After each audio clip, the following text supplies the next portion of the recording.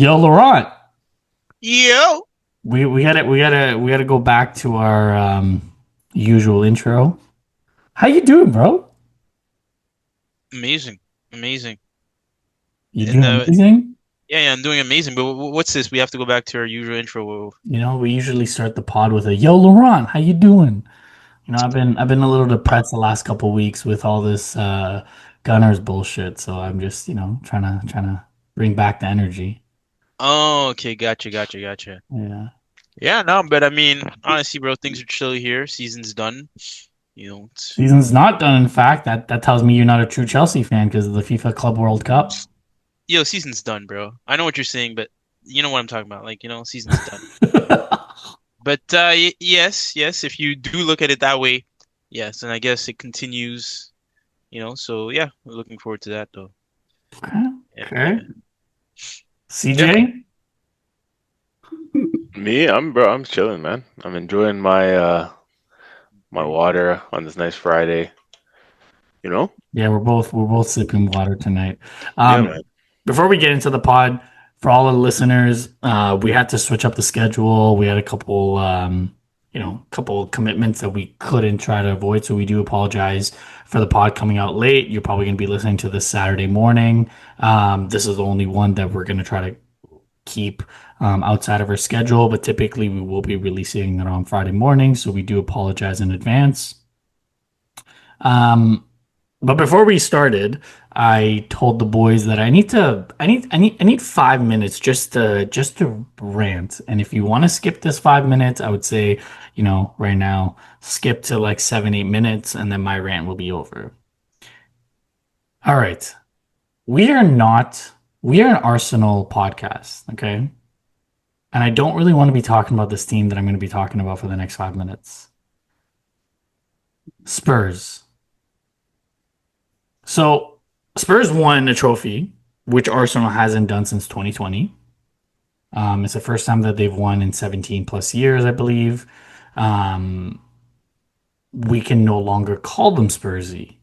However, the I don't even want to disrespect him because he's disrespecting himself by all these ridiculous decisions that he's making. Daniel Levy needs to be sacked. You Yes, you finished 17th, but he delivered, and Postecoglou delivered a trophy in arguably Spurs' worst injury riddled season that I've ever seen. Next to Arsenal, I don't think Spurs and Arsenal probably had the worst injuries this entire season. And they still delivered a trophy. Yes, they finished 17th. Don't hear what I'm not saying. It was piss poor performance. But ask yourself this. If you know you're not going to be relegated, why would you show up? Yes, I understand you're a professional player, you're a professional coach, but are you really going to give that extra 5-10%? Are you really going to go into those tackles? We saw it when Arsenal second leg going against PSG, same thing with Real Madrid. They weren't going in hard. They weren't giving that extra 5%. Bringing it back to Ange and the coaching, how does it make like Spurs got out of us saying they're Spursy. And this decision? Oh, fuck. This is the Spursiest decision of all. Why would you not run with this guy? And I've said it to you guys before too, and you guys can quote me, and you tell the viewers, like, I respect Ange. I listen to a lot of the press conferences. I respect the way that he dissects football. And the abuse that he got from the Spurs fans was like, it wasn't warranted. Some of the stuff that they were saying, the stuff that they were saying about his kids, and like, that's not why we're here. That's not why we're here. We're here for the passion of the game. And what did he do? He delivered a trophy. He delivered a European trophy. And you know what? Arsenal fans are usually the butt of the joke because we don't have a European trophy. And then you're going to go and sack the guy? I don't know. I just had to say my piece on this because I think it's the absolute dumbest decision ever. This is not a shot at Thomas Frank, who's potentially linked with the role. I think Thomas Frank is going to come in and do a very good job. However, I think it is the dumbest decision. I think it's the dumb decision for Daniel Levy to sack Ange Postecoglou, and I also believe it's a dumb decision if Thomas Frank decides to take it, because I think if Brentford continue what they're doing, I think Brentford can push Spurs for that top six. I think Brentford is right there. They just need a couple signings. Like, I mean, of course, they didn't keep Mbeumo, but with the way that their organization is run, it's better. It's better run than Spurs, in my opinion. I don't know if you guys agree or disagree, but I'm as an Arsenal fan, I'm here. I'm all for it. I want Spurs to be Spursy, but like as a football fan, Daniel Levy, you're a moron. Um. Anyway, Ding, that's ding, all. ding, Yeah. ding, motherfucking ding. Damn. I don't know. Do you guys agree, disagree? Like, am I like? And I know we're not we're an Arsenal and European football podcast. I know we don't really care about Spurs, but any thoughts on it? Oof. I mean, yeah, I don't know if I'm as passionate as you are on the matter. Um, but I will say it is a surprising move, definitely. Given yeah what was accomplished, the circumstances, right? Even behind like I think like yeah the injuries as you mentioned, right? And yeah, what he managed to achieve with the hand, right? The cards he was dealt. Who knows, right? What could have been Hmm. if he was there for another season. But yeah, who I mean, at the end of the day, right? Like let me ask you, why do you think he was sacked? Because I don't think he was a Daniel Levy guy. He wasn't a yes man. Mm, okay. He wasn't a Okay. yes man. And like, don't hear what I'm not saying. I'm an Arsenal fan through and through. I'm all for Spurs being Spursy. I'm all for Spurs, potentially getting relegated next year or finishing out of European spots and getting slapped up in Champions League. I'm all for it. But I'm talking as a football fan. I'm talking about as like, you know, the abuse that a fan base gave their coach, and he delivered at the end of the season. Like if we gave all this abuse to Arteta, and for example, we swapped position, but we were in the Champions League and we won the Champions League, and then you go and sack the guy, like to me, that doesn't make sense. To me, it just doesn't honestly make sense. And I may be alone in this. There may be some people that say no, he had to go, blah blah blah blah. But in my humble opinion, I spoke to a couple of my Spurs friends, and they're all like shocked. They're all shocked about it. Yeah, they're probably still shocked at the fact they won something. That's pretty much it. But no, okay, serious question because I like where this is going. Had they finished, oh no, all right, let's say mid-table, does he still get sacked? Yes or no? Yes. Mm, mid-table, like okay, where's Let's say mid-table? tenth. Yes. He still gets sacked? Hmm. If he finished outside of the top six, he gets He sacked. gets sacked. Wow.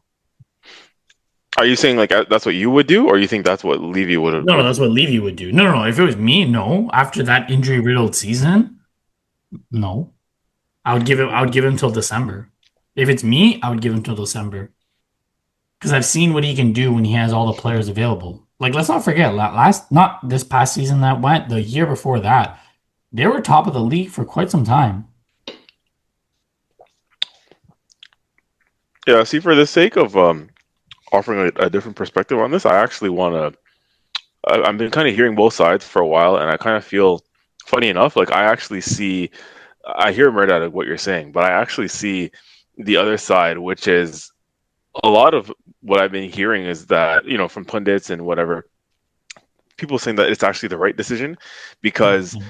they're saying, and this was for both United and Spurs, pre Europa League final, where everyone was kind of saying, oh, well, all of a sudden whoever wins, had a better season than Arsenal versus, the loser obviously was going to have, like, it was such fine margins, right? Like the winner is all of a sudden have a successful season, whereas the loser, like they, in United's case now, like their season is a disaster because you finish trophyless and then you finish 16th, whatever, 15th in the league. Like, again, I hear that point because it's like, let's not, and this is what Levy's doing, and this is the ambition part that I absolutely understand and I see as to why he chose to sack Ange is, let's not let winning the Europa League paper over the cracks. That was a disaster of a Premier League campaign for a so-called top six club, you know? And so I feel like the long-term thinking and vision here is that, I'm concerned about us going forward if I'm Levy, because now we're in the Champions League and there's still another Premier League to campaign to go through next year. So are you going to go a whole another 38 games and play that poorly? I understand injuries and this and that, but surely, you have to adapt a little bit. Your playing style, your approach, maybe tactically switch things up. And just a stubborn guy like a lot of managers, and his gung ho style of play means he's always open to leaking goals. His teams leak a lot of goals because regardless of who's injured, who's healthy, who's in the team, who's not, he pretty much has adopted one style of playing. Where he's not very defensively sound right now as a manager. He needs specific pieces, and then if he doesn't have those, he's not going to adapt. He's just going to carry on playing the same, which you can't do really. So I think, again, I think Levy's looking at it like, yeah, cool, you won the Europa League. I kind of almost applaud him for it. It's like, you won the Europa League, but again, circumstances to it, is context to it. It's like, one, this is a really weak Europa League. Like they played friggin' Bodo Glimt in the semifinal. Like, this was the first year Champions League teams couldn't drop down from Champions League to Europa League. So that obviously plays a big factor, right? So the level of the opposition was taken into account this year when people are kind of, pour cold water on Spurs as the Europa League win. Is like, oh, well, this is a different campaign. There were no Champions League clubs that could drop down. You're playing a Bodo Glimt team in a semifinal, so opportunistic, like they took their chance and fair play to them. Correct. Yeah. It's still a European trophy. And again, I'm an Arsenal fan through and through, so I don't want anyone not to hear what I'm saying. Like, I'm an Arsenal fan through and through. But my one question to your take and to the people that you spoke that kind of are playing devil's advocate or giving the other side of the coin is, Ange has won everywhere he's gone. Okay? And he did it. Conte didn't do it. Mourinho didn't do it. Pochettino didn't do it. Ange did it. And Ange did it in the most injury-riddled season that I've ever seen. Like, next to Arsenal, like, the injuries that they had, I would say is probably even worse than what we had. So, and if they're linked with Thomas Frank, what has Thomas Frank done to give you the confidence that he can take this Spurs team and get results in the Champions League, play every 3 days, and not be a mid-table mid-table Premier League team? Because if you ask me, I think if Ange got another season, I think they would probably finish, like Laurent said, around 10th, and maybe they would get to the knockout stages. Like, how like the format was like that, if you don't finish top 8, then you have to play a playoff to get to the next round. They would definitely get to the playoff portion, but I don't know if they would necessarily get to the knockout phase. But with Thomas Frank, if he is the successful candidate, I don't think they even make it to that. I don't even think they make it to the playoff stage. And see, that's the thing as well. Is like, if you're gonna sack Ange, you're kind of going like, comparable like for like in terms of your next manager. It's not like you're sacking Ange for a Mourinho or a Conte like they did in the past style manager. Somebody who's clearly been there, done it, successful, won it. You're sacking Ange for respectively a good coach and Thomas Frank. But as you're saying, Thomas Frank hasn't really done much in the game to prove that he's better than Ange. Ange at least has winning records now, even at Spurs, clearly. So, but I think back to the question that Laurent asked is like, and that's why I asked, like, where in the table are we talking when it comes to mid-table? Because I think that is the most important factor here as to why he got sacked. If he finished just outside the top 6 in and around the European places, and won Europa League, like that's decent. You finish 8th, 9th, 7th, 8th, 9th, maybe even 10th, and you win you're in the top half at least in a somewhat respectable position. But to finish 17th, I think that's an embarrassment and that's a shambles. And I think that's what Levy's looking at. And in terms of the long term is like, again, the Premier League is a bigger and better sample size of a European Cup competition. Which is some things that people nail at managers like Unai Emery as well, right? You're a good cup manager, but you're not necessarily the best in the league. Things like that. That's been leveled at Emery over the years, So again, the sample size of a 38 game Premier League season is a better sample size to tell you where your team, your coach, and your club is at versus cup competitions. Because let's be serious, cup competitions, you can get lucky to win a cup competition. It doesn't always mean that you're the best team in the tournament. If you won it, and this is not even a dig at Chelsea, but there's Chelsea who's won Champions Leagues in the last 10 years. I would argue that both of those Champions Leagues that Chelsea won, they weren't the best team in the tournament. They were just opportunistic. They took their chances. You get a little bit fortunate, but over a 38 game Premier League season, the table doesn't lie, right? In 38 games in the Premier League, you finish where you finish, and there's no hiding that, right? So Spurs being 17th, finishing where they finished, yes, injuries and this and that. But I'm sorry, let's be honest. Like, even with their injuries, I still think you can't finish behind West Ham and you can't finish behind Palace and Brentford and these clubs. You know what I mean? You're yeah. So yeah, for me still, like, and I think that's where he's looking at it. And again, I rate the ambition of that, because when I'm bringing it back from an Arsenal lens, it's like we've given our guy however long. But Spurs kind of did what Real Madrid will do, or what even Chelsea's done in the past, or Barcelona. It's like, your manager wins a trophy and you're still going to sack him because your ambition is such that your season still wasn't good enough, because even though you won a trophy, I'm expecting more. I think he's really looking at it from the league perspective and saying he's fearful of another, again, 38 games in the Premier League and potentially finishing, in a disgraceful position. I think, yeah, like you said, there was definitely a falling out probably between himself, and the man and the ownership that went south probably last year and was unrepairable. But anyways, it's definitely an interesting debate. It's a definitely interesting talking point. I definitely see both sides. I really do. So if you're Apparently, a listener, sorry, go ahead. yeah, no, I was gonna say apparently, even the players themselves didn't react too well to the news, right? It seems, yeah, no, like they weren't happy, right? Here's A trophy with them. here's the thing, actually, and I want to add the one last thing on this. Like, again, you bring up a good point about bringing in Thomas Frank. It's like, again, that's a comparable replacement. That's not an elevated Pep Guardiola type replacement. That's like, if you're looking at somebody at that level, just keep Ange. Sort of Simeone Inzaghi. Yeah. Why let him go Al Hilal if you know you're gonna sack Ange? He just got to a Champions League final. Yeah. Right. Sorry. So I think the bigger issue at Spurs is the caliber of players that they need to bring in, right? Like, look to strengthen, again, to your point, give Ange the backing of the players. That squad is still clearly not even good enough, right? Like, you're going to bring in another manager, but I think the ultimate factor is the players. Like, you need better players. You're in the Champions League now. You're going to need a better squad. Let Ange have this summer transfer window to bolster the squad, and then go again.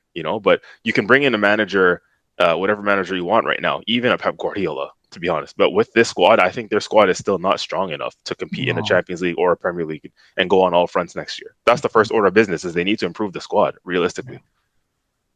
Sorry, Laurent, you were saying? Yeah, no, just pointing out the reactions, right, from the players themselves, because I think that's also says a lot, right, internally as to what's going on there. Yeah, it's almost I don't know if it's similar in nature, but you guys heard just a little side note here with the NBA and the Knicks.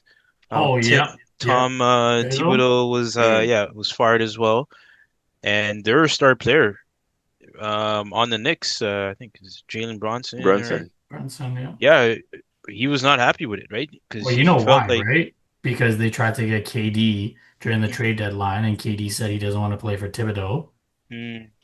So when Thibodeau didn't get to the finals, bye, we're gonna get KD in the summer.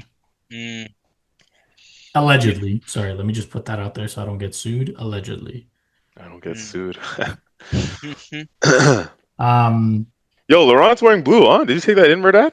We're getting closer and closer to potentially seeing the Chelsea kit. How come no one took this in? Yeah.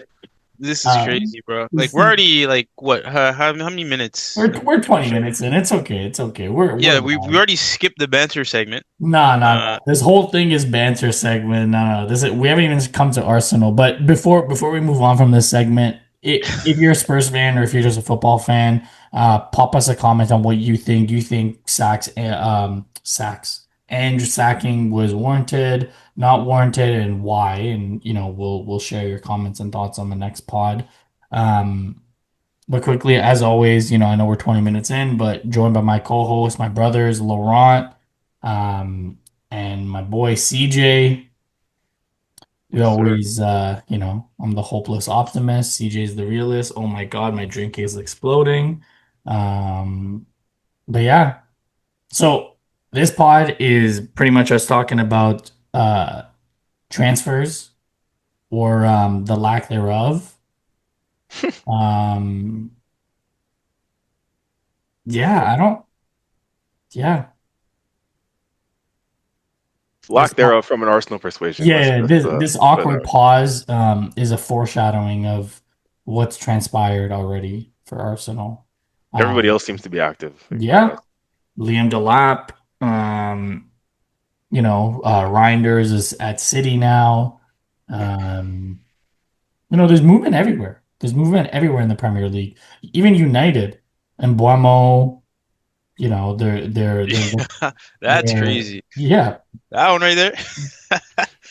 I But told you honestly, man, he I'm wanted to go telling for the I money. It was all about the money. 250 grand a week. Arsenal's not gonna he's not gonna listen, man, he's not gonna come in and be paid 10,000 K less than Kai Havertz and get paid more than Bukayo Saka and Saliba and Jesus and Odegaard. Like, no, I'm sorry, bro. You're not that. wait. So you don't think there was, or let's say the offer wasn't as high, right? You don't think you would have went Nope. just for the brand, Nope. like Nope. behind Man U, no? Nope. Because he turned down Newcastle for the same reason. He would have started every single game at right wing. I'm sorry, you're gonna start over Jacob Murphy. Mm. Jacob Murphy's not there. It would have been Embuemo, Isak, and Gordon, Anthony Gordon. a That's a nasty front three. disgusting front three. Yeah, And right behind them, you got Tonali, Joe Linton, and Guimaraes. that's nasty. That's like And what was Newcastle's offer? I think it was around the 180 or like 150 to 180. Okay. And Arsenal's Same thing. 150, 180. Yeah. So, and apparently they're trying to get Emi Martinez. Um, but anyways, I don't want to talk about other teams. I had a pretty good vent session in our group chat. Because I'm pretty annoyed. Where we've been linked to Martin Zubimendi. Apparently we got the here we go, but then he comes out and says that if Jabi Alonso calls him, Jabi's his idol, and you never know. It's not a done deal yet. Like, what happened to Arteta saying, I only want players that want to be here? This is someone that you did groundwork for 24 months, and all of a sudden, Jabi Alonso goes to Real Madrid and he wants to go to Real Madrid? Nah, nah, nah, nah. Nah. That's some no, no, no. You want to come? You want to come work on the project? You want to go to, or you want to go to Madrid where we just slapped you up? What do you want to do? You want to go be second feeder to Valverde and Bellingham and Vinny and Mbappe. Who else should I say? Tchouaméni, Camavinga, Rudiger. Like, what do you want? You want to come? Sign the thing and come. Like, what are you waiting for? I don't know if it's an Arsenal thing because Arsenal does tend to do this. They fucking drag their feet, drag their feet, drag their feet. And then on the flip side, I don't know, CJ, if you saw this, we're linked to that 17-year-old prodigy from Genk.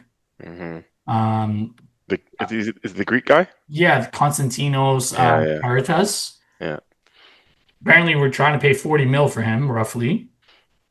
And then he's going to stay at Genk for a year, and then we're going to come back, and then he's going to come to Arsenal. So Like, let what are me, we saying, man? Where's our let me, priorities at? yeah, let Holy, me like, what? We're not at the point where we're like Chelsea, who have 45 players on their active roster. Hold on, let me repeat myself. 45 on their active roster. 45. And we're going after a 17-year-old prodigy? Like, what? Like, listen, This is Arteta's last chance to keep me on his side. Because after this, it's you either deliver or get the fuck out. Wait, so whatever happened to Berto? Because I know that was supposed to be also a guy Yes, he's that doing things in the background, of course. I think he's doing a lot of the legwork, but to me, like the legwork should have been done like in the last month and a half. Like, why is it that other clubs like Liverpool, like all these players that they're talking about, we were talking about them last year. That's where I don't have patience for this. Zumamendi, Gyökeres, Šeško, Lookman, like these are players that we were talking about from last year. There's a few new names, which sure, fair enough. Um, but the players that we've been talking about for more than 12 months, there's no excuse. If they want to be here, sign the thing and get them here. I understand we're not in the Club World Cup. I understand this 1 week transfer window was essentially designed for the teams in the Club World Cup to get some players to come in. Sure. But Liverpool is doing their thing. Why can't we? I don't know. I should stop because I'm gonna keep going on this tangent and I'm gonna get angry.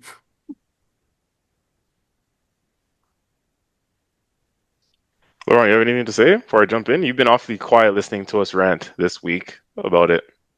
honestly, man, I'm just relaxed, man. Like it's like you guys have been saying, right? The pieces on my side have been moving, right? I know we let the other guy go, Sancho. The guy was thinking he can get away with a fast one there.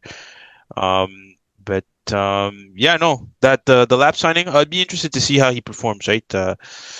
In that role. But in regards back to Arsenal, I think yeah, I don't know. I mean, I feel like it's all talk. You know what I mean? Um, like the headlines look good, man. The headlines look good. Gyökeres, Sesko, Rodrigo, all these players, right? But it's like you guys are saying now. It's like it's time for action. And mind you, right? I mean, I feel like we've almost come to the conclusion in terms of Arteta's redemption arc and the patience that the fans have allotted him up to this point, right? Hmm. And honestly, man, like Thierry Henry was saying, right? It's a very tall building, It's a True. very tall building. and It's a very, very, very tall building at this point. yeah, yeah. Honestly. And now for real, it's like if he doesn't get this right, or like for this season, I fear that building will collapse. Right? Because I don't know if you guys would be willing to tolerate, Nope, another. Yep, nope, there you go, there you go. So nope. it's like, yeah, no. So at this point, it's like do what must be done, right, to secure these championships. So bringing in those key players, and I don't know. Do you feel like serious question though, right? When like guys like Mbomo, or let's say it's even the next guy, right, higher quality, they're asking for these wages. Should the board or whoever pay those wages to them, right? There's one Concede person. There's one person. who?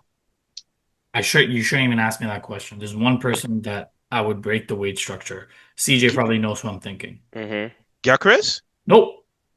Eh. No, Rodrigo. Yes. Really? Yes. That is the only person that I would break the bank for. Ask me why. Yes, I'd be very, yeah. Tell me why, because I don't know if his recent performances at Rio were convincing enough for that, like for what you're saying right now. But yeah, What did he do against Real? What did he do against Man City? What has he done consistently before Mbappe came in and he became a bench player? oh, He so you're saying performed. okay, okay. So when someone loses their confidence, Mm, they need to go somewhere and play week in, week out and build their confidence again. right. Victor Gyökeres, this is not a disrespect. The Portuguese league and the Spanish league, two different things. And the Spanish league at Real Madrid playing El Clasicos, like Champions League every year. You know, it's a different level. Benjamin Sesko, okay, you're a project player, you're playing the German league, it's a little bit better. But to me, I don't think those two players are world class at this very moment in time. I think with the recent performances, yes, people would be like, I don't know if Rodrigo is world class, but he is a world class player. He gives us something that we do not have in the left wing. And if he comes in asking for 250K, the same amount as Kai Havertz, sign the thing. I don't care. Because I even said it. You guys can vouch for me. I said if we get an Ollie Watkins, Zubamendi, and our big name signing is Rodrigo, I'm happy.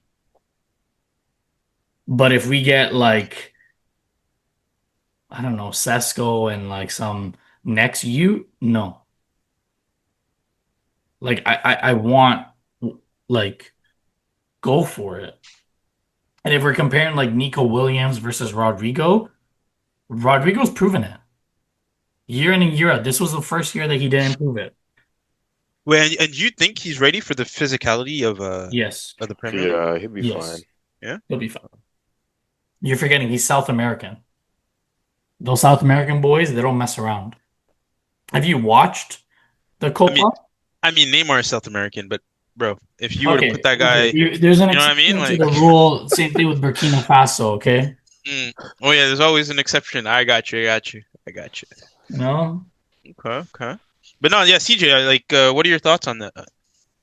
Um, Um, yeah, man. I think I'm trying to keep a level head because the windows are just open, and that's what people will say, right? That's what the enthusiasts will say. Oh, the window just opened, be patient. But I heard that all last summer, just for the attacker that we signed to be, a washed-up Raheem Sterling on deadline day. So I'm not really here for. I've been patient for 20 years, to be honest. I've been patient for 20 years as an Arsenal fan, and yeah, bro, the time for patience it's just running out. Like, for me, it's just running out, and people like there's been so many again other debates about next season. What's the threshold? What's the tolerable season for Arsenal to have? It's like if we win a trophy, we should be happy with that. For me, it's more than that. For me, it's like like I said, I want one of the big boys next year, Premier League or Champions League, because of how long Arteta's been here, how tall this building is at this point. Like we're in like a deep phase of this project. This is no longer even a project. This project should have landed. Like this needed to land. The guy who was here alongside him, right, pushing this project, Mr. Edu, is now gone and left this project and jumped ship, right? And he was the one alongside Arteta saying that this project was going to go bang within 3 years. Well, as far as I'm concerned, we're now in 2025. He came here at the back end of 2019. We signed Willian, again, another a washed-up Chelsea, agent. He told Willian when we signed him on a free transfer that he wants to win the Champions League with Willian in 3 years. Willian's been here and fucked off before we won a Champions League. So much shit has happened, and we still don't have. I'm looking to my left, looking to my right. I still don't see a Premier League. I still don't see a Champions League. Right? So I'm not even here for next season if we win an FA Cup and Carabao Cup, just be happy. We've won a trophy, carry on. No, man, this shit has been going on too long. You have to win one of the big boys now, bro. Like again, I'm so happy one of the goats of our great club, and Thierry Henry said it best because he knows the standard. How tall is this building? For real, bro. Like, and the audacity of some of our fans to actually like turn on on Henry again, the goat of the club, and give him criticism and give him a hard time for his comments, bro. No, man, that's just the standard. These Arteta sexuals are just too heavy in their feelings when anybody calls out Henry, because it's like or sorry, when Henry calls out the manager, because like that's how far this has gone. And I'm sorry, man. Like it's just you're now calling out again the GOAT of the football club of the Premier League, Invincible. right? In favor of Arteta. This is not Arteta FC. This is Arsenal FC. Where, and I still don't know what CV this guy has had or what voodoo magic this guy's done on a certain section of the fan base for them to just ride out for him no matter what, thick and thin. Anything Arteta does, he gets a bly. And we're not safe. Now, if the best player we've ever had, who has a statue outside our stadium, is getting criticized for going against the grain, essentially, which is calling out Arteta for even the minor mistake. He didn't even say anything wrong, mind you. He didn't say anything wrong. No. He was absolutely correct in everything he said. He said it very elegantly. He He said it did. very, very elegantly, and he said it in a way that the Arteta fanatic Ian Wright couldn't say anything back. You know the Yeah. difference too? Mm, I'll tell you the difference. Ian Wright he's working with the club, right? So there's only so much that he can say.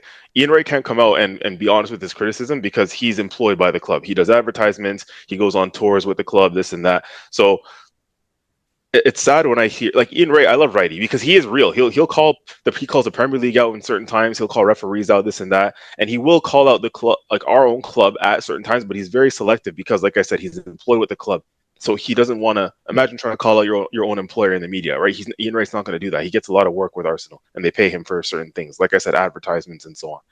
But right now, Henri, he's just he's a fan. He's one of the biggest Arsenal fans out there. Henri, he'll tell you that to himself. But because of that, he'll criticize. He doesn't have shares in the club right now. He's not employed by Arsenal Football Club at the moment. So he's gonna go on punditry. He's gonna go on commentary, and he's gonna tell it how it is. And he's speaking from a fan's perspective. And he's speaking from how I would speak. People are afraid to call out the club and call out Arteta. I don't understand why. We need to be real with ourselves and be honest, right? So I'm digressing a little bit, but back to your overall point, Laurent, about my lack of patience and what we should be doing. You see what City and Liverpool is doing, and that's our direct competition. We finished second 3 years in a row, right? We had an underwhelming campaign just now.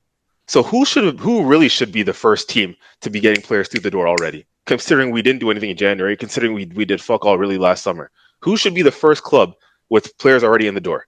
hmm Should be Arsenal, shouldn't it? But it's Liverpool who just won the league already are making moves. They just won the league. They can actually rest on their laurels. Their fan base would probably give them a pass if they didn't do any signings, within the first month or so. Because they just won the league. They're still probably on the beach. They're probably still drinking, turning up. We should have 2 or 3 signings already pretty much confirmed already, but we don't. And this is my problem. And the players that we're linked with, one of the few players, to Murdat's point, one of the few players that can make this a successful transfer window from the jump is a player like Rodrigo, because we do need that X factor player. We don't have one at the moment. Saka is the closest thing to that, but Rodrigo would be the equivalent of an Alexis Sanchez signing for us. Yes. You know, get a quality player outside of a Real Madrid or a Barcelona who is, on pretty much underappreciated because of the other superstars in the club. No, that's fine, no problem. Pull him out, bring him to our club. We'll make you the superstar. I can absolutely see Rodrigo being that guy for us if he came. Yes. Like a That should Sadio be. Mane style, scoring 20 goals, linking up with Saka on the other side, and then you can even leave Kai Havertz there and get a project center forward because he can be like a Bobby Firmino connecting it all together. And that's the only way I would accept, to your point, that's the only way I would accept a project striker. Because if we have a Rodrigo who's world class already, he can help the other front three, those in the front three Right. flourish, right? You And can develop Martinelli and let him play behind him. You can still have Trossard there coming off the bench because he's really well. And let's not forget, we still have Gabriel Jesus. mhm. Like, so And the last point I want to make before I defer back to you guys is our striker situation at the moment. In my opinion, that should be the first thing that we get through the door. With all due respect to Zubimendi, I see we're linked to goalkeepers again today. I don't know if you guys have seen it. We're linked to friggin' Kepa. yep, You know, that's on the list. I Eh, was gonna say. okay, so let's keep our powder dry for now. I won't even say too much on that. It's like, bro, what are we doing? How is our first player through the door not a striker? And now we're weighing up our options. Who we going to sign? Who don't we want to sign? And this is where I'm getting concerned, and a lot of fans who are anti Arteta at the moment, or are kind of saying Bert has come in, but already it's kind of looking like, does Berta even have any say or any power? We're only linked to Gyökeres because of Berta. I firmly believe that, because Arteta is definitely Team Sesko. Like you can tell we've been looking at him and tracking him for 12 to 24 months. Um, these recent links to Gyökeres have come because Berta has come in and said, I think that's the striker we need to go for.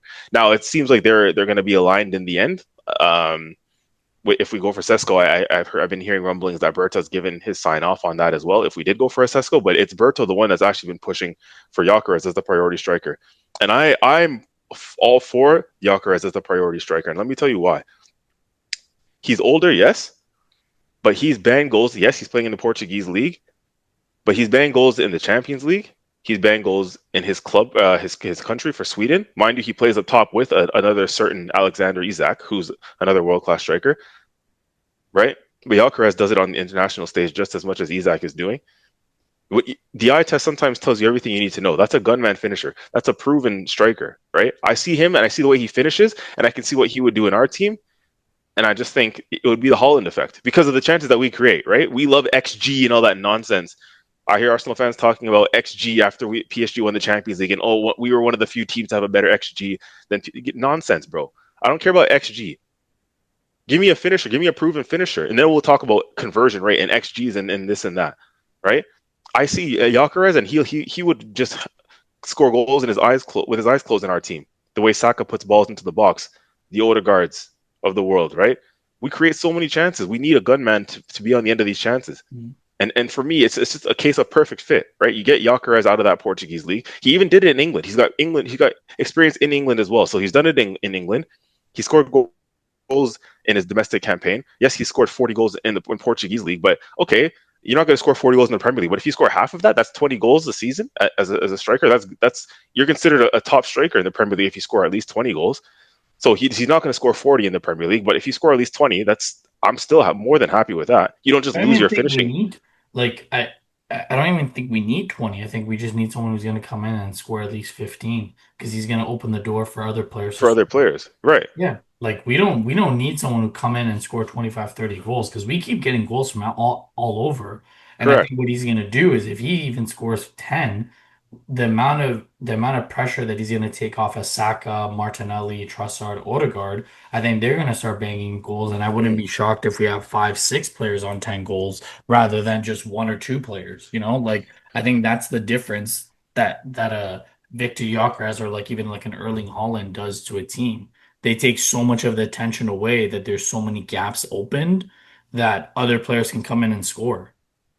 Well, that's my hope. My hope is that would happen. But what I'm fearful of is the exact opposite of what you're saying, is that Arteta doesn't want somebody who is, a strictly 20 goal a season striker. He doesn't want to rely on somebody like, an Aubameyang figure like we had, for example, in the recent past. It's like, I want to spread the goals around. But sometimes you just need somebody who you can consistently rely on to put the ball in the back of the net. Like a Sesko is the opposite because Sesko hasn't scored 20 goals a season yet. He's younger. He's still developing. I think Arteta's thinking is that he would fit our system and style of play and our project better than a Gyökeres would, based on his movement, his touches, he so on and so forth. He can be molded because he's younger. Here's my problem: I don't have time for that. Right? No. Like we're in a win now. We don't need a project striker. We really don't need a project striker. We need somebody who's ready and established to do it now, and that's why all my eggs would be in Gyökeres' basket. We need somebody who can do it now. Gyökeres has proven, say what you want about the league, he's proven that he can score goals at a ridiculous rate. He's one of the hottest strikers in Europe. He just won a cup, the final, I think it was last week or 2 weeks ago, won another cup with Sporting, scored in the finals. Like that's somebody who is ice cold in front of goal. That's ultimately what it comes down to. We just need somebody who's ice cold in front of goal and knows how to win. Like a win now type of striker. Done it across multiple leagues, done it on international level, joint top scorer in the Champions League group stage this year. Yeah. Like I hate when people act like 27 is not old. Do you see the strikers nowadays? Lewandowski's playing in his 30s and so on and so forth. Like 27 is not old. Harry Kane balling at in his 30s. 27 is not old. Like why? Because Gyökeres is younger. He's 22. Bro, are we acting like Gyökeres is about to collect pension? He's 27. That's prime. Right? When we're talking about win now, what we need to do now, that is prime.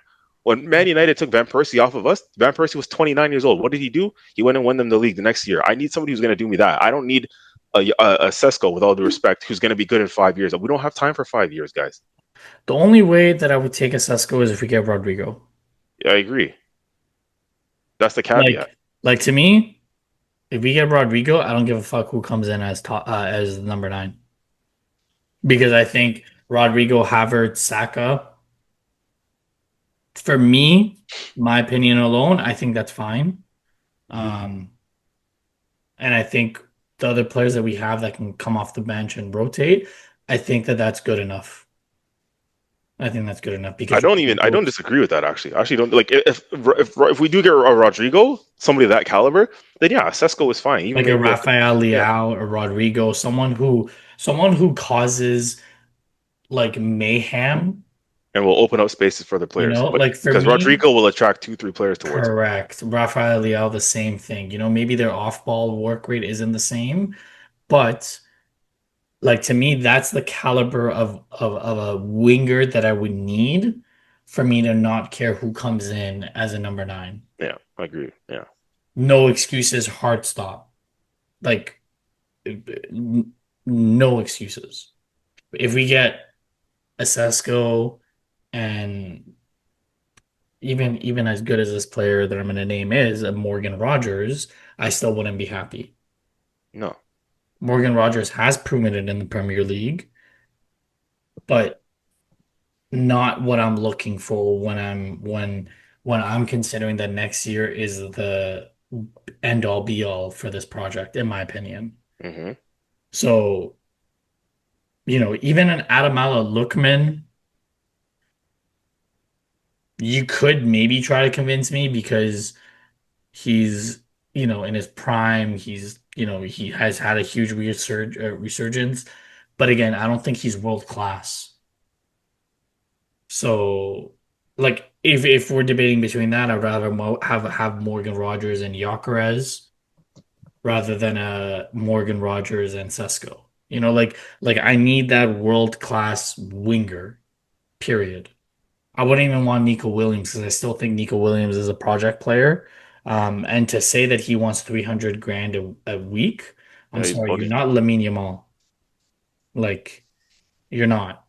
If you want to go to Barcelona and get that out of them so they go bankrupt again, by all means, do what you got to do, but you're not worth 300 mil. You're a great player, but you're not worth 300 mil. You haven't won shit. Um, and you brought up a very funny name, um, Kepa. Why, why are we linked to Kepa? I, I get he did well. I get he did well. Like, not a problem.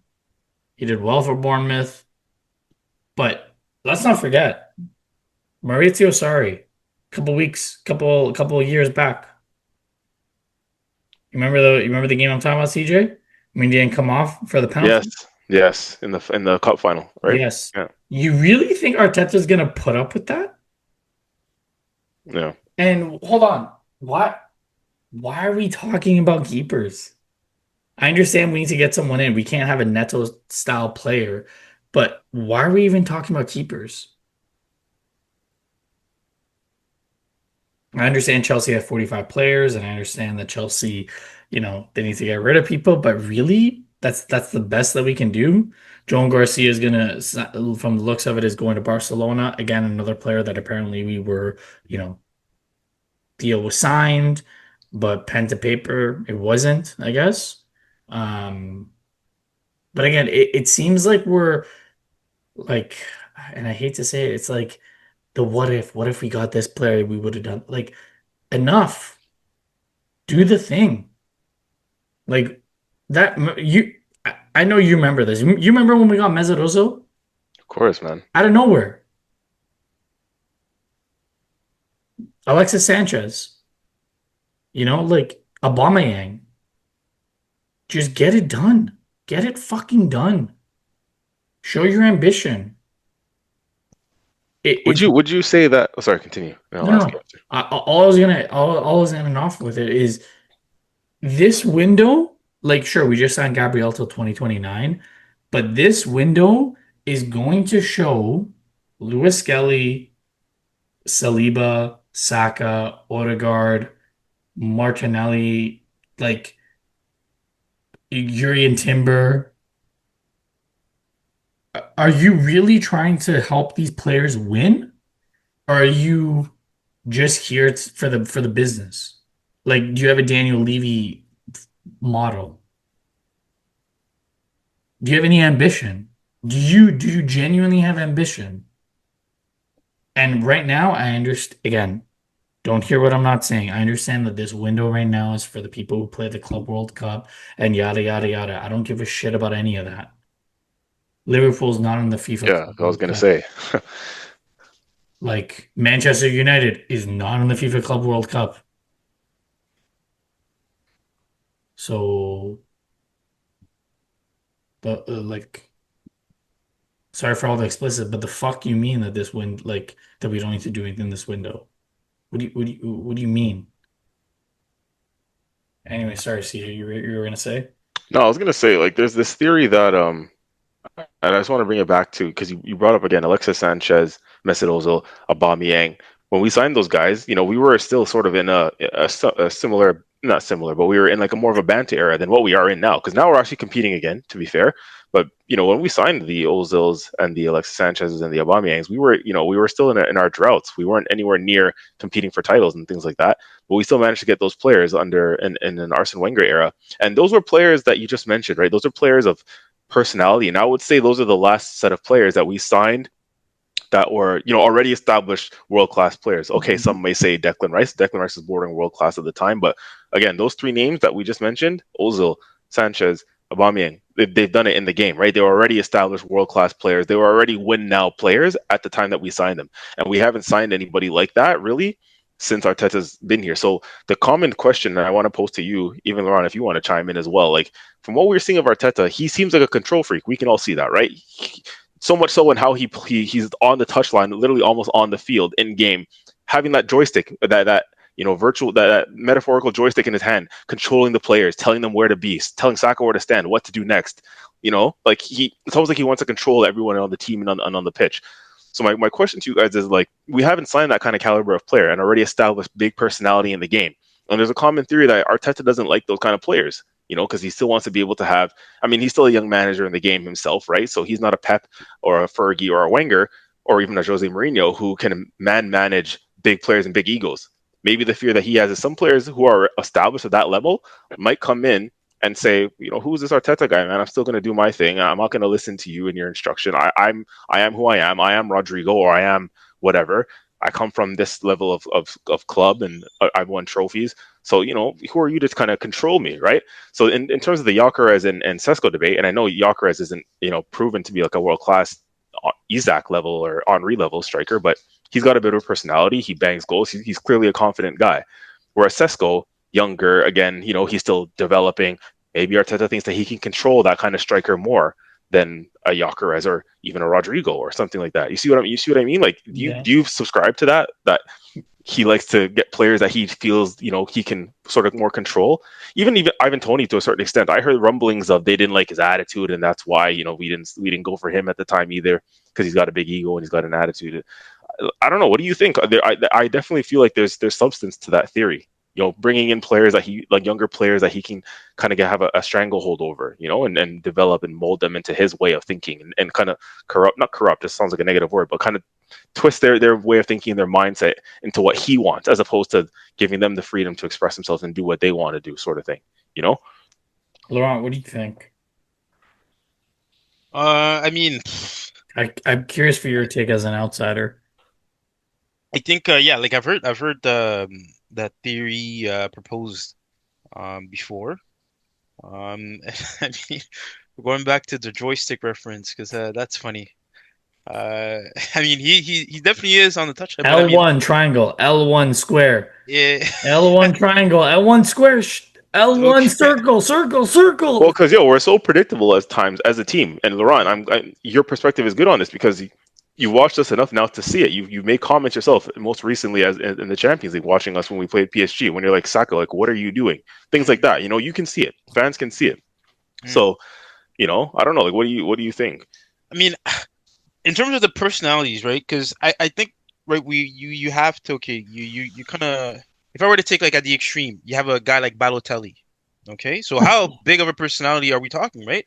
That's Because definitely the extreme. you know what I'm saying? Because like it's like if the right if that's the kind of player, then I think a lot of managers would opt out, right? Unless Yeah. you kind of know how to manage that kind of guy, right? So now, okay, well, if we go down a scale, you mentioned Ivan Toney, right? The attitude issues. I do think, right, from a managerial standpoint, yes, these are things you have to factor in, right? You can't just overlook it. Mhm. Because mind you, you bring in a bad apple, it could fuck up your whole, right? Everything that right that you've built, right? Um, so yeah, no, but me, I think personality is needed to a certain degree, right? Like you have to have Absolutely. baseline. You know what I mean? You can't just have people or players there that, it's like, there's no emotion, no heart, right? Like, you know what I mean? It's just stale, right? Like, because personality, like, it comes out on the pitch. It's motivating. If your players, right, you're in a rut, right, mid game or a halftime, whatever. Sometimes it's that personality in the locker room. Like, some big games are won like that, eh? Like, Well, can I, you know what? yeah, I'm so sorry. I have to do this. Can I quickly mention something before mm, you continue? yeah, Because go on, this, go on. the very important point on this is as recent as this year in the Champions League. I don't know if you know this, Laurent, Mm, but Declan Rice, the free kicks that he took when he scored against Real Madrid, those famous free Oh kicks, yeah. he came out in the interview and said, the instruction was to put the ball in the box to cross it. Odegaard, whoever went to him and said, Odegaard's like that guy, man. He's like that captain, that teacher's pet captain, and this is why Arteta loves him and would never strip him of the captaincy. Odegaard's probably there going into Rice and saying, "Oh no, but coach has said you have to put the ball in the box, like cross it, cross it. Coach, daddy said so. Coach said so. No, no, don't shoot. Put the." Declan Rice said, "No, man, fuck that, bro." He talked to Saka. Saka said, "Man, do what you want. Like, do what your heart is feeling." mm, So Declan Rice said, "Bun all that." I'm paraphrasing, obviously, but he said yes. basically came out in the interview and said that afterwards. He's like, "Nah, man, we were instructed to put the ball in the box, but I felt like taking the shot, Hmm. and he went for it, and look at how we reap the benefits of it. Like that's the kind of personality that like a Thierry Henry or something like that would do. Yeah.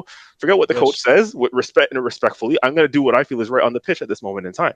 Yes. You know. Yes. So sorry to cut you Yes. off. I just No, and that's a very solid point because it's like, right? You have a plan until you get punched in the face, right? As Mike Tyson says, right? Which is usually how things go sometimes. Not really, like, and when you said like, do what feels right in your heart, right? The coach is on the sidelines. He's not in the game. You see what I'm saying? mm-hmm. Like, right? He's only involved up to a certain extent, right? Like these guys are on the battlefield, as you can see, right? So it's like these guys know, it's almost like a feeling, right? Like, so yeah, and honestly, I'd be curious to know, has Arteta responded to what Rice said on the issue Yeah, that I was yeah. in? He said that. He said that's what we look for from our players. Like we tell them, we're like, we can only help you so far, and we need you to make those decisions at the end of the day. A very a politically correct response. I was Right. gonna say because behind the scenes he's probably in the locker room fucking giving Declan Rice a hand. Like, how dare you fucking go against my orders, guys? This is not the fucking standards. Yeah. And once I lose we're a duel. I lose a duel, and I am I am upset. upset. I lose another duel, and I am upset. Very duel. Sorry. Anyway, I mean, listen. We're making fun of this guy, but he's helped us go from a banter club to actually competing. But let's not lose sight of your question, CJ. I do think there's a question to be asked. However, I do think that question with some of the players that you named, I think they were a bad influence on the younger kids. Like I think Aubameyang, the style that he was, I don't have any issue with it personally, but I think where he wanted to take the club, the personalities that he has, like I think he has very strong personalities in the team currently, like a Gabriel Magalhaes, Mm-hmm. Saliba, Saka, Rice. Rice, Partey, even a Jorginho.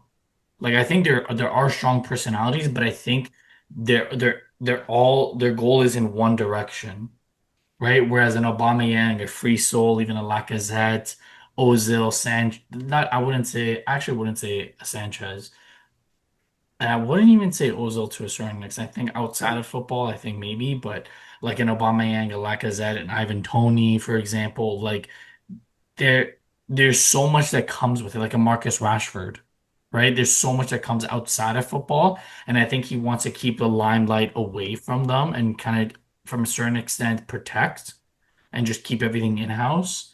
Um, so I don't think a Rodrigo or a Gyökeres or anything like that would be an issue. I think what it truly comes down to, another part of it that we really haven't spoken about is FFP. I think it's a little bit easier to justify a younger player that you can potentially sell in the future versus he's not old, but an older-ish player and how much money you can have. Like hence why we're linked to that Greek player, that's the green 17-year-old prodigy, things like that. Um, Again, for me, where we're at in this phase 7, 5, 4, 3, 1,000 stairs, looking up at that tall ceiling that looks like the CN Tower at this point. Just get it done. I don't give a fuck what you do, get it done. Period. I don't really care. Just get it done. You know what you have to do. It's glaring what you have to do. Get it done. And Uh, it's almost like, like to your point, like if Sesko's your guy and you believe that's your guy, like get it done. just get it done. Just get it Like done. what are we? You've been monitoring him for 24, like, and we get all hyped and excited with these little buzzwords in the media when it comes to Arsenal. It's like, oh, Arsenal's been linked with, Arsenal's been interested in it, Arsenal's has been considering. It's like, bro, I was fucking interested in Christina Milian when I was 12 years old.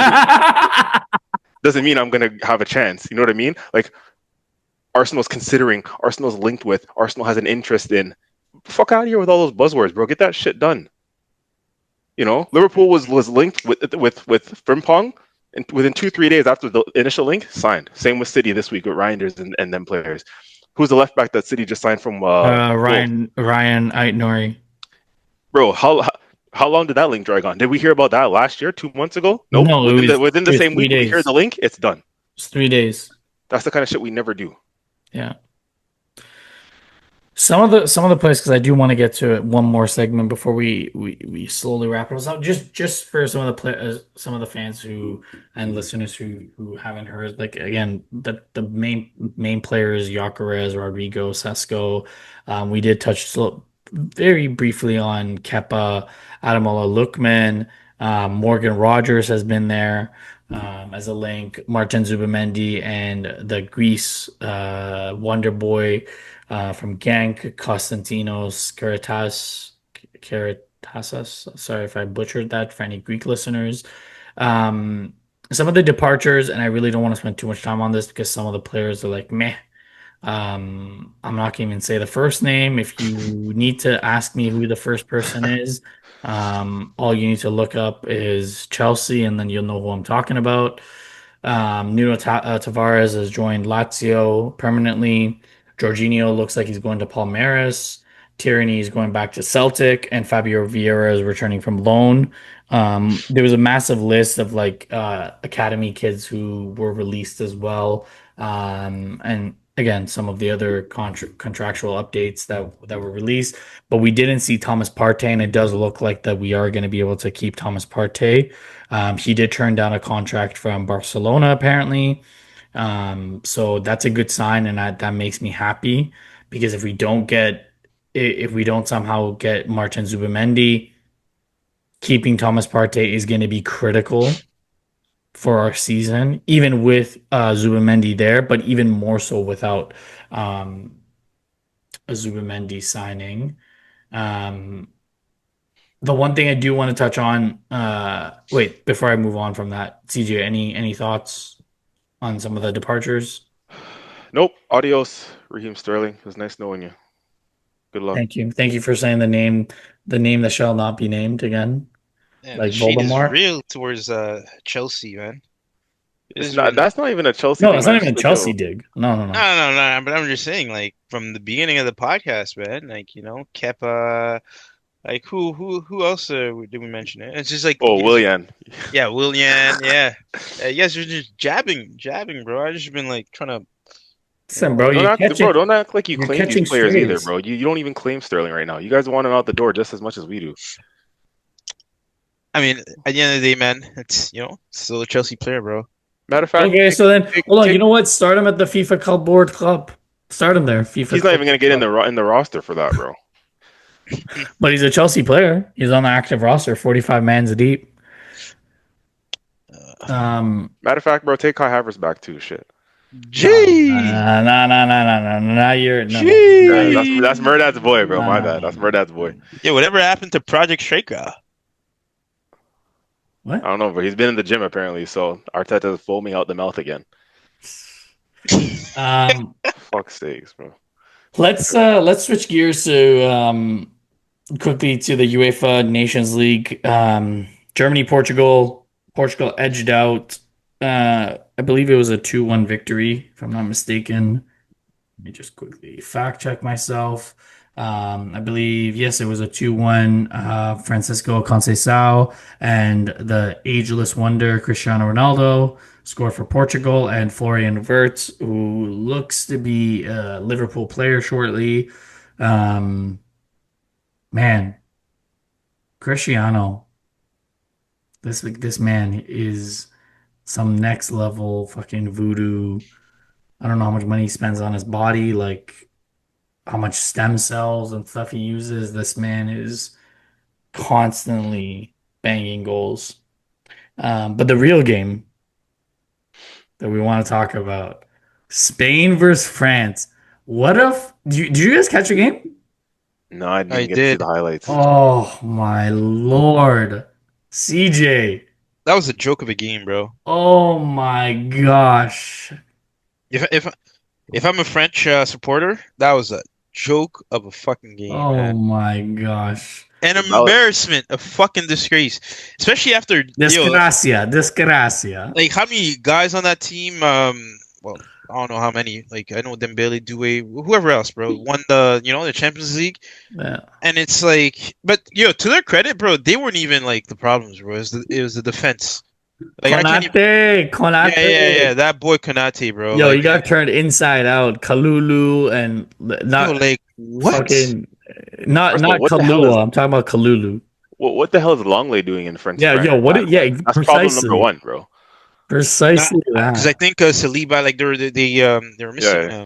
Injured, yeah. No, Yeah, but I no would've party, played- bro. Yeah, so I would have played Benjamin Pavard. I would have played Luca Digne. I would have played Tchouaméni. Like, what do you mean? I would have played Lucas Hernandez I playing think next to his Tchouaméni would brother. have been. Yeah, would Yeah, have been. or Tchouaméni. Tchouaméni would have been a great shout. And that guy's a shit show at times, but But still, yeah, no, but oh man, yeah, like even though the score was 5-4, but boy, no, that the game was wasn't 5-4. The scoreline did them wonders. wait, you're saying the game wasn't 5? Oh, okay, No, that's no, what no. you're I'm saying. saying the game was 5-4, but the scoreline made it seem like it was closer than it actually was. Right. But yeah, at the same time, when you say that, I mean, that guy Kolomwani, like he is not up for the moment, man, because World Cup, he missed a big opportunity. Yo, And then again, that one haunts Yeah. me, and I'm not even a fucking Again, fan, man. yeah, with against Argentina. But no, Yeah. but this one here, man, like I don't know if you've seen that.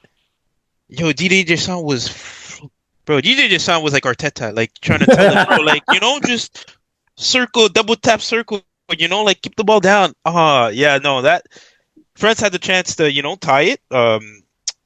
But it's just like because Murdad, you watched it, right? Yes, Like, sir. I don't like seeing football like that. Like, No. right? It's just defensive mistakes that cost you, and now the other team, right? Obviously, it's nice when you're on the winning team, but if that's your team or just as an overall fan, right? Let's say you're just a neutral, it's not good to watch, man. Like, No. yeah. The only other thing, just quickly coming back to Arsenal lens and transfer lens, Mikel Merino scores again. He was the second goal scorer for Spain. Was it a good goal? Yeah, it was nice. Yeah. Another run in the box from the left 8 position. Compose. And then Ryan Cherokee, Ooh. apparently banger. That Banger. right there was the highlight for France. Yeah. I don't care what anyone says. Fucking Yo, the- banger. And Yo, the the thing guy- is, he might be playing for Man City. Yeah, I'm hearing that he's linked So- to City. Yep. You guys, I swear to you, I would probably swap him with Cole Palmer, bro, as Whoa. an attack. No, not gonna lie, bro. Not gonna lie. Yo, clip that. CJ, clip Not gonna lie. Not gonna lie. DJ. Bro, you're golden child, fam. You're gonna Not gonna lie. sacrifice him. I want to hear this. Why? He has it. That Ryan Cherky has what we all talk about. That the spark, the creativity, the thing that lights up an arena where, right? Like look. If anything, to me, that goal was what set everything else in motion. That came. You see what I'm saying? And tell me I'm lying, Murdat.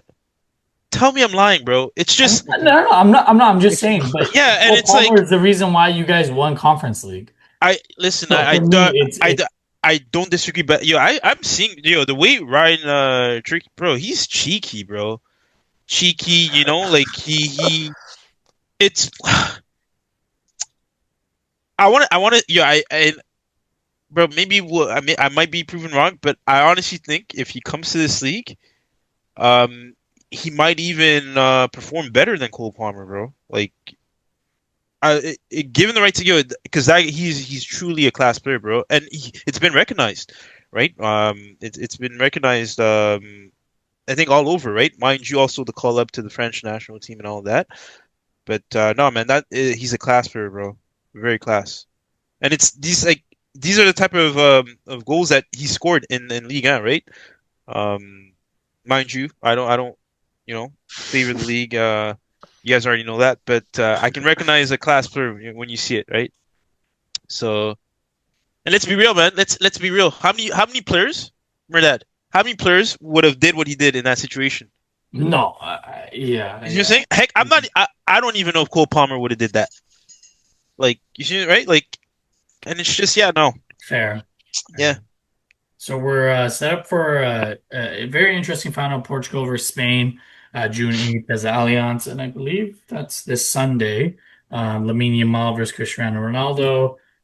It's going to be interesting. I think, Ronaldo always wants to win, and Spain, they've just been on a tear. Let's bring back the predictions leaderboard. Starting Yo, off, wait, we're not talking about the Champions League? Not even briefly? what's there to talk about? Mans are talking about the Nations League, bro. We're not Yeah, even I talking just about put the that in. Yeah, Champions like League. what? But what's there to talk about? There's a lot to talk about. The fuck? Man, that's All the right, take it Champions League away. final. Take it away. I mean, Yeah, no, I shit. think I'm gonna rent, bro. I'm gonna now that this was mentioned, I think I'm gonna go to rent, bro.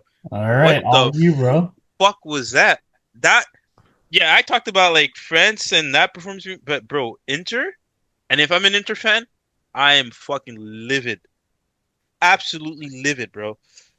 And mind you, we came into this, giving props to the Inter's manager, right?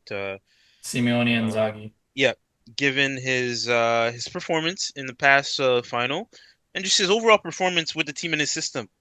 However, whatever that was not it. His team looked flat, like absolutely flat, no legs, tired.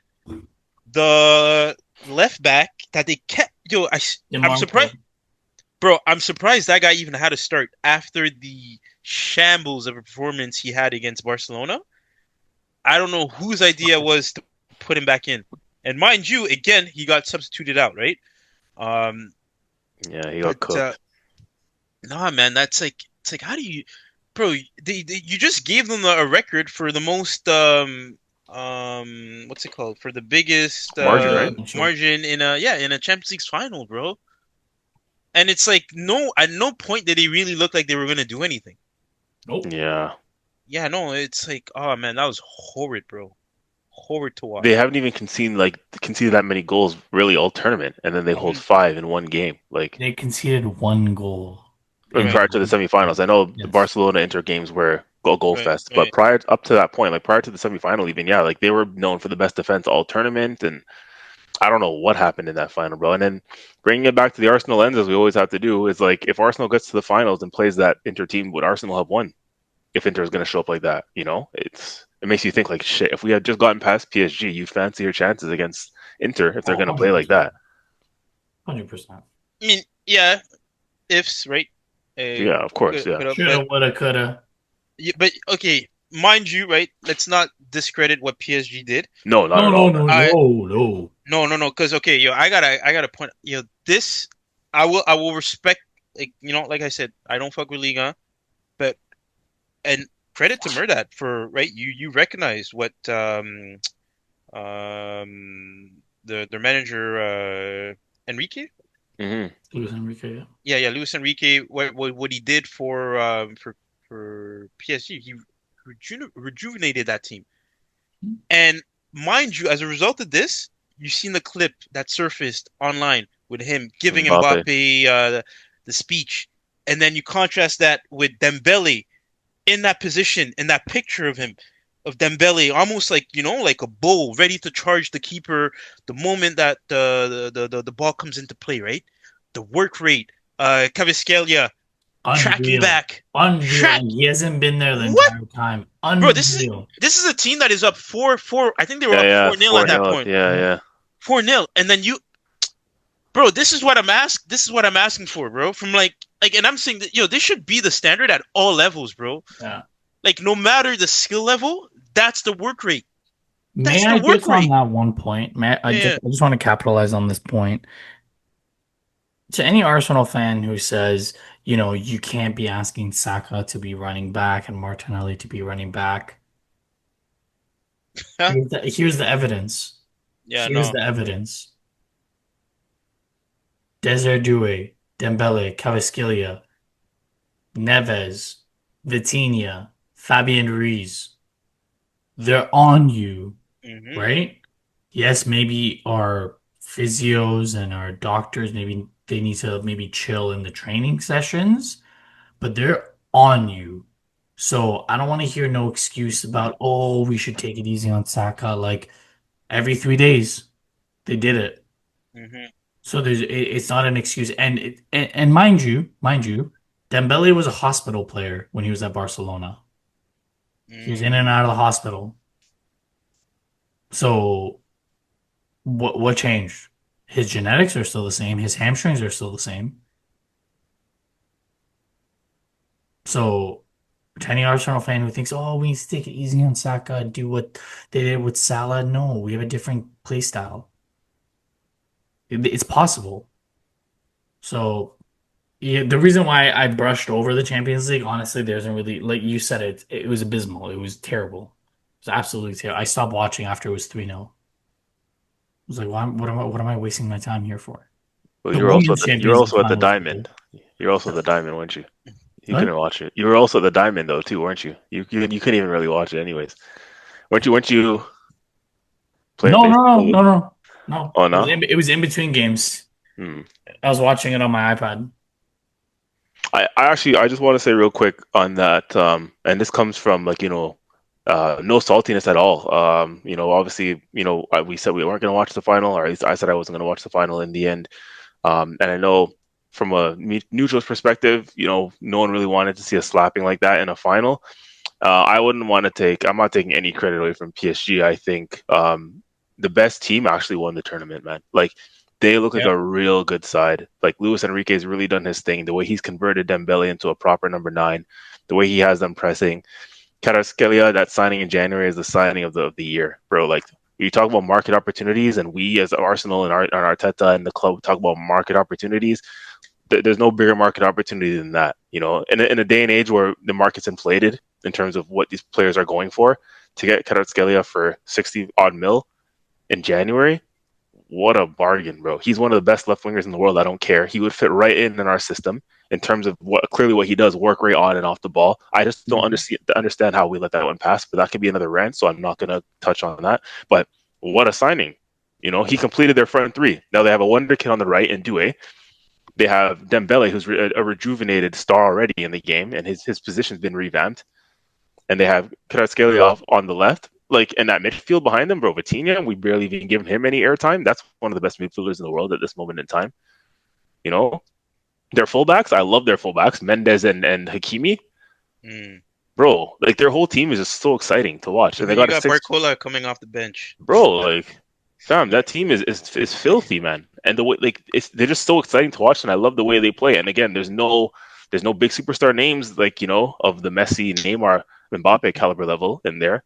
They're all just guys who buy into the system. And yes, you have world class players in there, and it factor players still, but Yep. it's not the superstars that we all come to know in the game. And 1 year after he gets all the superstars are gone, it's like boom, he's done it. He's turned the team around, and they finally got that duck off their back, and they won their Champions League. And fair play to them. And that's a pretty young team, so you keep that team together.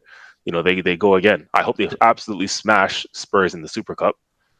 Um, Oh They're and going to be a yeah. yeah, problem. They're going to be a problem. yeah, for sure, They're going to be a absolutely, problem. All right. Am I allowed going back to the predictions leaderboard? yeah, man. Yeah, Take it sorry, away. no, hold on. I was Oh just yeah. one last thing, Um, honestly, man, like, I mean, if I'm any manager in Europe, but specifically again, because we're Arsenal podcast, but if I'm Arteta and I'm watching that final, it's like I want my players playing like that next season. You know what I mean? If I'm making these signings, these are the guys with that kind of mentality. If I'm looking to mold a player, I'm looking to mold that a player that right I can mold to operate on that level, right? It's like Mm-hmm. because like that's what's like in terms of what's been missing, it's that right? Like beyond like if you just get the quality, yeah. But if you can get players that operate that move like that, oh man, like yeah, man, it's like EPL, Champions League, like these, right? You see what I'm saying? Like you're now you're there. So it's like, yeah, no, I would hope that like all managers took note on that, right? Kudos to Luis Enrique, right, with what he did, Yeah. and shows you don't need like right like the Big name. superstars, right? Like yeah, exactly, right? Like because they got those guys had it for years, they had it and they couldn't achieve what they just achieved, Mhm. right? So yeah, no, I just wanted to add that. Mhm. All right, so let's start a new predictions leaderboard for the summer for the off season. We're gonna have the Club World Cup and the Nations League final. Let's start off with Spain versus France. Um, I don't know how we're gonna go, who's gonna go first because it's everyone's at zero. Hold on, man. Hold the fucking phone. Are we really gonna gloss over how the season ended Oh and not my not Lord. not No, no, talk no, no, about? no, no, no, no, no, no, no. No, no, no. Wait, what are we supposed to talk about? Yeah, I know the We're what. every episode we talk about the rankings and like where the standings are at, how many Yeah, we're points starting people. at zero. The rankings is at zero. Okay, so how did it end? Can we tell the viewers how I the don't last one ended? recall. Maybe we can do it in the next. Ah, Bro, okay, this is a okay. this is a new season, bro. What Yeah, are you we're talking trying about to a new season. Yeah, but before you start something new, you always gotta have closure from the previous, right? So no one knows how last season ended, right? We just gotta remind the viewers how the standings ended. It Is that was not? a three-way tie. Oh, it was. Okay, okay. Yeah. Yeah, yeah, yeah. All right. You want to do a VAR review on that, or is PGMOL rigging it as well? PGML is not rigging it. All right. That's sick. Then I just want to know how that happened, but yeah, that's fine. Jeez, that's crazy, bro. This guy wants a whole award ceremony. But Oh my Bro, we just want recognition. Like we just want to know how No, it don't ended. worry. You'll get the same recognition that Ange Postecoglou got. Don't worry. Bro, I need a trophy before I get sacked. Like what the fuck? Oh shit. Anyways, um, Nations League, Spain versus France. Let's do score and goal scorer. Like who's gonna win?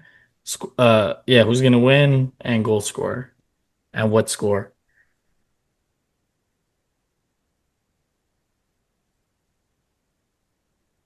Yo, you're awfully quiet, CJ.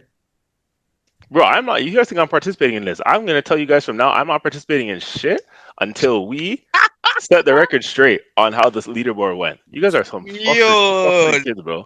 I'm gonna put my answers in pending until you guys fix up. That's My fucking crazy, answer's bro. impending. This. this is crazy, bro. That is no, that's nuts, bro.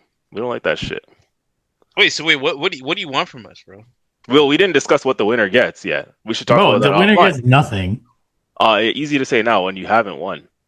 No, funny thing is, he said the same thing last podcast. I remember that for a Yeah, fact. yeah, when he wasn't winning. So, What? when you're winning, it's of course you're gonna have a different answer. No. I just want to know what we're doing this for, fam. We don't do competitions without prizes. That's just how it goes. Oh my lord. Okay. Anyways, Lauren, maybe it's just you and I. All We right, can. wait. You guys think this is a joke? What the Yeah, this fuck? is crazy. All right. Okay, for this new competition, what do you want, bro? If you win, Yo, like, Lauren, I thought you said when he drinks water he gets happy and giddy, oh yeah. not angry and salty though. Like, what type of water is he drinking? That's not you guys are on some corrupt shit, bro. This was the guy, people who ran intramural sports at York. That's why you know it was corrupt because he Oh doesn't my recognize lord, it. here we go, bro. It's not my fault that you guys were trash. All right. Well, in this case, the winner is myself, right? I wouldn't say I'm trash because I won. So you couldn't rig the system, and I still won. So what do I get? I just want to know what my prize is. Because the thing is, I never rigged the system. So that's why I allowed you to win. You allowed me to win. Oh, okay. So either way, I just want to know what I get. We can talk about it offline whenever you guys are ready. Okay, so I'm can we I'm can I'm we being can we serious. move on to this one then? Yeah. But genuinely, do we know how the last one ended? I don't want Yes, I don't yes, know the yes. You scores. won. What was the scores? What was the Three actual two scores? two. Okay. This guy knows the score. He just wants you to see what the No, score no. is. And in typical fashion, like we do every podcast, can we No, this is recognize, did anybody get the last set of predictions right? no, Like no, wrong, you know? no. Everyone got everything wrong. Ah, okay. I got I know I got the tally of the score. It's just it wasn't in the right. You know what I mean? Anyways, we're not gonna start on this nonsense. Um, who's gonna go first? Because there's a new leaderboard. Last season doesn't matter. We're in the What was new. the standings? How did it finish? Because I'm saying this, no banter. I'm saying this because, like, if we're starting the new season, then the person who finished last goes first. It was Person who three two finished, two. So Laurent and I tied. uh, you guys are trying to. I think the safest way to do it, which makes it as fair as possible, is we go alphabetical until whoever someone gets it right. All right. I mean, I'll go first. Like, You're it's not. I'm pretty sure C comes before L. You guys ever play President, the card game President? Yes. Yeah. So the winner, who's the president, normally gets to overrule any nonsense that's happening in Oh the my camp. lord, no, So, CJ, you're going first. nah, hell nah. You crazy? You guys go first. I'll go first. I'll go first. I'll go Okay. first.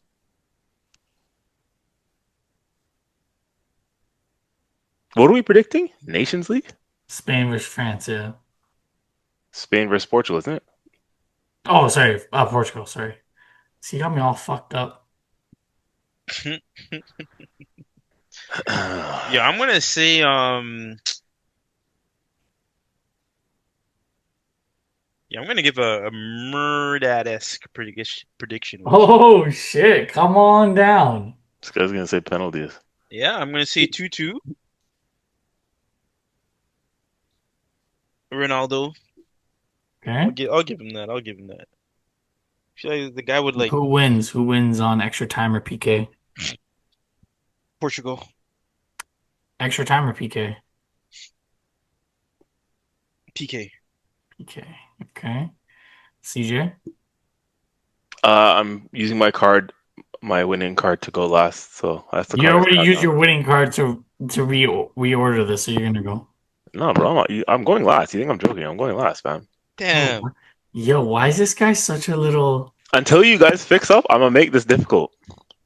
Bro, fix how up? much water did you have to drink, bro? Like you only recommended, I think, like what is it? How many liters per day of water is What do you mean, bro? There's no amount of huh? water that's good. Like, you drink as much water as you possibly can a day, fam. That's how you keep your No, nice no, no. clean skin. You know. Like you're recommended, right? And like usually that's what us normal folks kind of go for, right? But yeah, it seems like you're like Don't ask me why I have good skin, bro. I drink a lot of water. I don't know what to tell you. I'm gonna go 3-1, Yamal to score, Spain to win.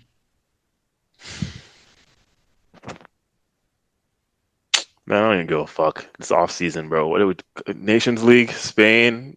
I'm gonna say Spain wins. Wait, hold on, pause. If you don't give a fuck, then yeah, why that's does what it I'm take saying. forever to fucking Yeah, just like answer? Just answer what, the bro? thing. Bro, man. Oh, Did you yo, I guys? don't Did you give a guys fuck. even give me I'm gonna 5 seconds? last, like, Yo, this is give me the crazy, grace dog. period, bro. I need to get my extension, bro. The nerve on this guy, bro. I don't give a fuck. Like after you put us through this whole, drama sitcom bullshit, like, ugh. You guys are done? Yeah. All right, Waste cool. my time. All right, I'm gonna say. I'm gonna say. I'm gonna say. Did someone say 3-1? Yes, I Clearly, see. clearly he gives a Oh fuck because he's my. thinking about it. Clearly he gives a fuck because he's trying to Oh, win. fam, it's off season, bro. Why are we predicting off season? I So don't then give a just say fuck. it. All Just right, say bro. I'm gonna say some outrageous shit, bro. 6-0 Spain. Like what? I don't give a fuck. so. Yo, Don't be if bitching and he, whining when we like. yo, When, yo, if that's the scoreline, like, I'm quitting the podcast, bro. I'm telling you guys from now, bro. If that is the scoreline on that day, I swear to God, wait, you will CJ, not. who scores? Name a goal scorer. No, all right. 2-1 Spain, Yamal. No. We're going 6-0. Okay, so you're saying Yeah, Yamal? that shit was locked in, bro. Yeah. You All said, right, I don't give a fuck. Okay, so we're gonna go 6-0 Spain to win, Yamal to score. all right. 2-1 Spain. Yamal to score. 6-0. 2-1. We can rewind the section where you said that you don't give a fuck. Fam, that was literally 3 seconds ago. Exactly. Yo, you guys really think Mendez is gonna allow that? Allow what? Allow that? What do you Um, mean? Wait, what do you mean? What I mean? You know what I mean. I think Murda knows what I mean. I know what you mean. I'm just trying to wait till CJ puts two and two together. This one's going over my head still. It's Friday. It's been a long week. Nuno Mendes. Ah, that's what you mean. Mm. Yeah, you're at 3 liters of water a day, bro. That's for a fact. No, Good, man. good, Yo, good honestly, for you, bro. Your skin's looking amazing. thank you. I appreciate it. I'm glowing out here. There's a tint of burgundy. Yeah. But anyways, Lamine Yamal, yeah, bro, we're talking about Yeah. a Ballon d'Or candidate type player, bro. You know, like Okay, he's and not. you're talking about a fullback that you just praised, bro. Like, and some will argue one of the best left backs in the world currently. Yeah, sure, but he's going up against probably the best right winger in the world currently. So it's not if he's gonna allow it, bro. Yamal can twist up anybody right now. No. We'll see, Yeah, bro. we Because will there see. are some defenders like they don't allow shit, you know. Yeah, Mind you, when I'm talking about that, I'm talking about like the defenders in the old days, right? Like I don't know if you guys remember, but yeah, no, there's some defenders like fuck, man, like on their days, even the best, right, that you're talking about, like they're not saying much. Um, yeah, like but I've also seen like Mhm. players like Di Maria twist up. You know, you guys remember that old clip that went around of Di Maria making Carlos Puyol do the splits, Real Yep. Madrid versus Barcelona? It Yep. happens to the best of defenders, man. Remember when Jeremy Boateng got dropped on his ass by Messi? One of the worst like one-on-ones we've ever. That was like a basketball type one-on-one dropping, you know, where everyone just goes oh like, afterwards, bro. Like you remember that, Laurent? When Jerome got dropped on his ass, bro, and then Messi chips the keeper after? Shit like that, man. That's the shit you love to see, man. I can see Yamal doing one of those. Jeez, I mean, for one, I don't know if Boateng was the best example to use, but He was a quality center back, bro. He was quality. Hmm. Boateng was class, bro. Don't sleep.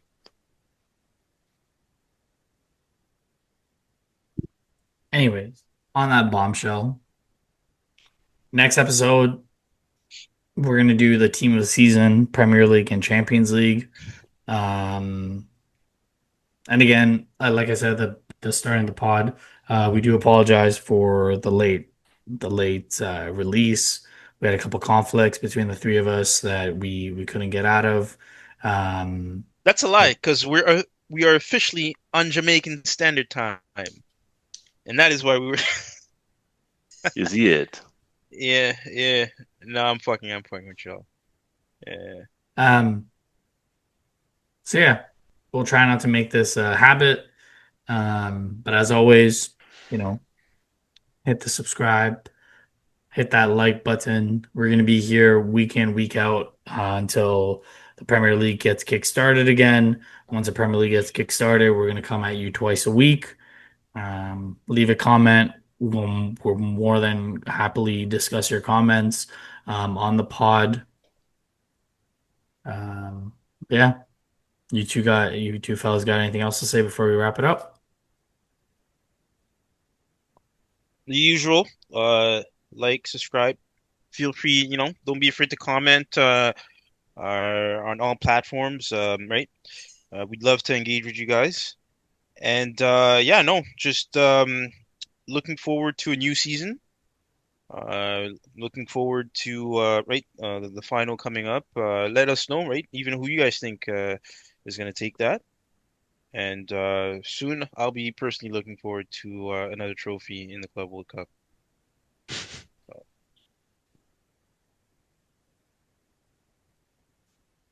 CJ? Yes, folks. The usual. Thank you very much for participating or for viewing and listening, being here with us. Um, do participate. Do get active. Hashtag drink your water. Oh yeah, drink your water, drink your sodas, your green teas, all that good shit. Um, yeah, man, like and subscribe. We'll be here throughout the summer until the start of the new season. And don't worry, people, they're trying to keep a good man down off the leaderboard, but Oh we'll make yeah. sure we get our just desserts and what we deserve in the end. So stick with me. I got these guys, don't worry. Big up. All right. On that bombshell, I should have never let you guys say anything. Till next time. Adios. Amigos.